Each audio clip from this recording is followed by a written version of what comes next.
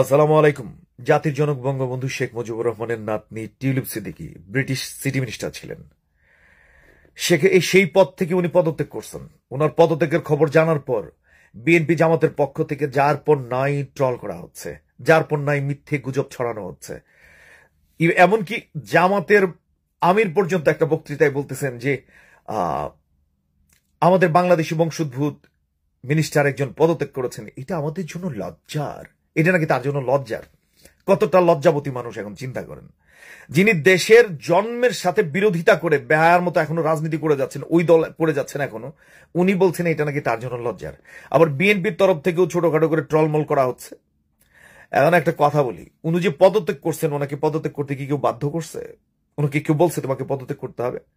উনি স্বেচ্ছায় পদত্যাগ করে তদন্ত টিমকে, তদন্ত কমিটিকে আহ্বান করেছেন। সরকারের কাছে উনি পত্র লিখেছেন যে আমার বিরুদ্ধে আনিত অভিযোগগুলো তদন্ত করে, নিরপেক্ষ তদন্ত করে দেখা হোক কতটা সৎ থাকলে পরে একজন মানুষ এরকম কাজ করতে পারেন।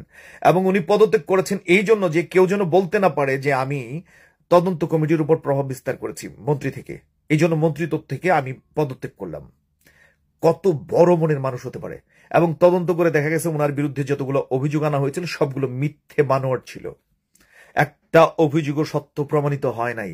এই জন্য ব্রিটিশ প্রধানমন্ত্রী ওনার কাছে আবার চিঠি লিখেছেন যে আপনার জন্য দরজা খোলা, আপনি আমাকে গর্বিত করেছেন, আপনার এমন কর্মকাণ্ডে আমি গর্বিত, আপনি সৎ ন্যায়পরায়ণ, আপনার জন্য দরজা খোলা, আপনি যে কোনো সময় আসতে পারেন। এখন ভেবে দেখার বিষয় উনি আবার মন্ত্রিত্ব নিবেন কি নিবেন না, এটা হচ্ছে ব্যাপার। উনি বঙ্গবন্ধুর নাতনি, এরকম চারাল মারালের নাতনি না, বুঝেন নাই? চারাল মারালের লোক না, জাতির জনকের নাতনি উনি।